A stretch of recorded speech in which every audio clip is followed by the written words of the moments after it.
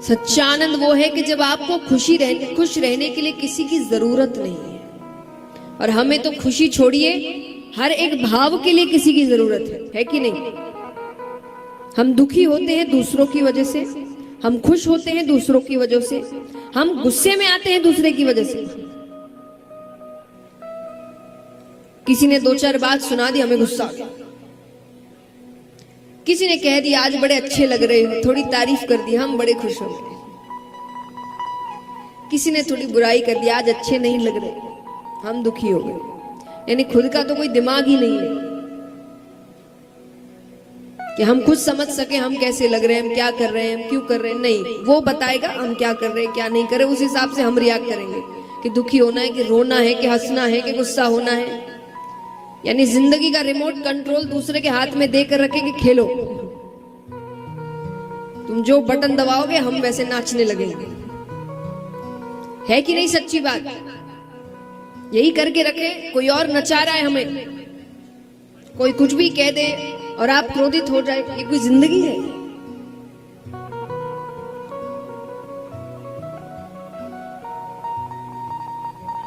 तो आनंद क्या है? जो व्यक्ति सच में भगवान को समझने की कोशिश करता है, भगवान की भक्ति में जाने की कोशिश करता है ना, उसको फिर बाहर की किसी बात से कोई फर्क नहीं पड़ता। सबसे अच्छा उदाहरण है जो आगे जाके प्रसंग भी आएगा, गोपियों का। गोपी हमेशा कहती थी कि हमारी भावनाएं, हम क्या करते हैं, क्या सोचते हैं, या तो हम जानते हैं या तो वो जानता है, और दोनों को ही ठीक लग रहा है। तो बाकियों को ठीक लगे नहीं लगे, हमको उससे कोई फर्क नहीं पड़ता।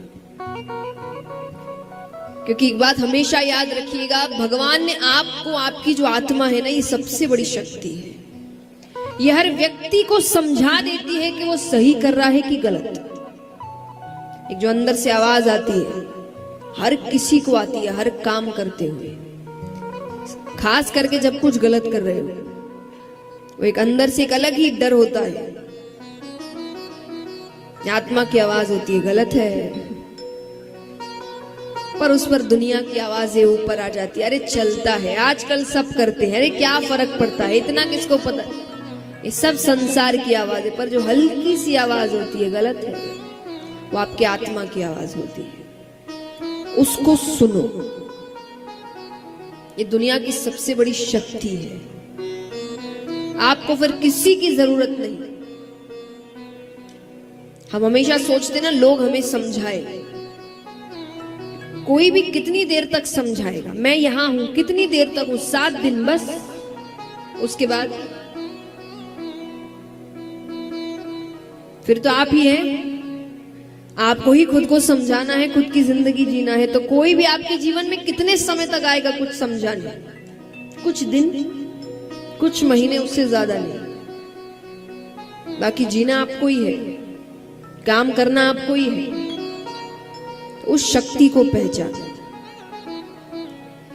हम अपने आप को बड़ा कमजोर समझते हैं, हमसे शक्तिशाली और कोई नहीं है। अगर हम खुद की शक्तियों को पहचानने में आए तो वो कब होगा? जब आप खुद में आनंद लेने लगेंगे। खुद में आनंद व्यक्ति तब लेता है जब वो सिर्फ भगवान से जुड़ा होता है, अपनी भावनाओं को लेकर, अपनी उम्मीदों को लेकर। जब वो दूसरों से भी कि वो मुझे बताए, वो मुझे बताए, ये मेरे लिए करे, वो मेरे लिए करे, तब वो जिंदगी भर दुखी रहेगा। उसको आनंद फिर हमेशा दूसरों में मिलेगा। पर जो सिर्फ खुद में और भगवान में आनंद ढूंढता है, उसको किसी की जरूरत नहीं खुश रहने की, वो अकेला भी खुश है। इस उदाहरण का मतलब वापस ये नहीं कि आप वैराग्य लीजिए, जंगल में चले जाइए, पर एक सच्ची बात बताइए, हम इतने चकाचौंध में रहते हैं, ताम झाम में रहते हैं, भागा दौड़ी की जिंदगी चल रही है, घूम रहे हैं, फिर रहे हैं, फिर भी हर कुछ समय में हमें कुछ नया चाहिए। बोर हो गए, बड़ी जल्दी बोर होते हैं। पर वही जंगलों में रहने वाले जो तपस्या कर रहे हैं, सालों साल वहीं रहते हैं, वो बोर नहीं होते, वो खुश है। आप उनके बाप को किसी की जरूरत नहीं।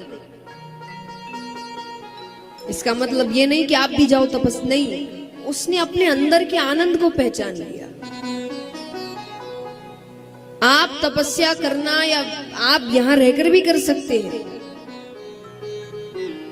गृहस्थ में रहना भी कोई तप से कम नहीं है, बहुत मेहनत करनी पड़ती है जीवन को चलाने के लिए, परिवार को चलाने के लिए।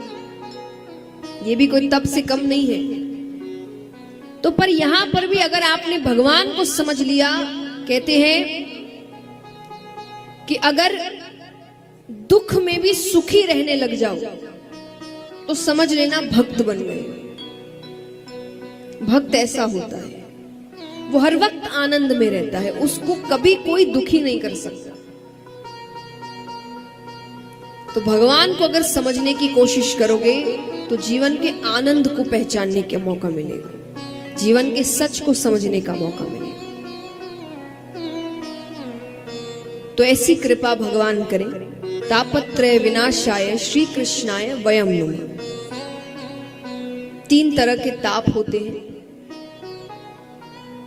भगवान की कृपा हो तो भगवान तीनों से हमें मुक्त करते हैं। कृपा कैसे हो? कहते हैं कि भगवान ऐसे सर्वशक्तिमान है, पर एक उनकी भी कमजोरी है कि वो भक्त को रोते हुए नहीं देख सकते।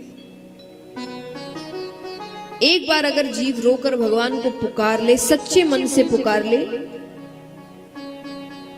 वो हर चीज माफ कर देते हैं। और ये मैं नहीं कह रही, वो खुद कहते हैं। भगवान कहते हैं कि सन्मुख होए जीव मोहि जबहि।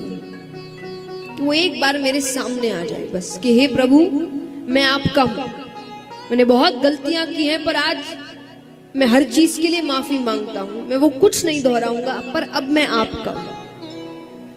कि सन्मुख होए जीव मोहि जबहि, जन्म कोटि अदनासहि तबहि। यानी वो एक बार मेरे सन्मुख आ जाए, मैं उसके जन्मों जन्मों के करोड़ों पाप वहीं खत्म कर देता हूं। बस वो एक बार मेरे सामने आ जाए सच्चे मन से। इतनी कृपा भगवान करते हैं। तो इस प्रकार भगवान के स्वरूप के बारे में बताया गया।